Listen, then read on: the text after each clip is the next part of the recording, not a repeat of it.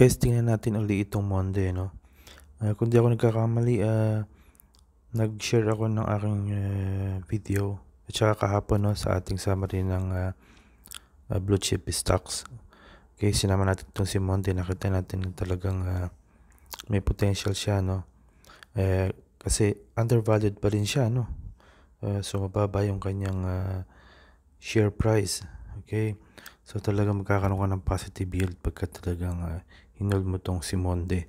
And nakikita natin na ito talaga yung perfect time para mag-hold tayo nitong Monde. Okay? Like here sa kanyang daily price, no? Price chart, tingnan mo, nagkaroon na siya ng breakout doon.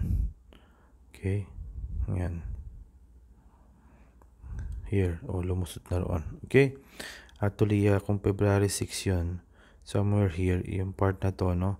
Ayan. Somewhere here is, nagkaroon tayo ng positive dyan. Na thought na talagang perfect time na.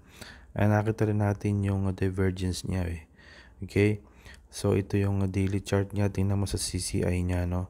From this low, okay? Mababa, ano? Tapos tumaas yung second low. Okay?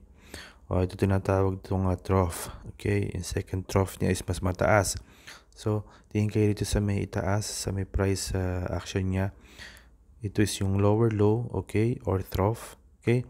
And then here, yung sa kanyang second trough is mas mababa. Okay? So, ganun din sa RSI, ano? Makikita mo is sinasabing meron ding divergence. Okay? And nanggaling siya doon sa oversold. So, for me, ito na yung perfect time para mag-hold nitong Monday. Okay? So, paikutin na natin itong ating shorts everyday. Isang blue chip company ang ating i-upload. Okay? So, within 30 days is iikot siya. Okay? Sa ating 30 companies. Okay?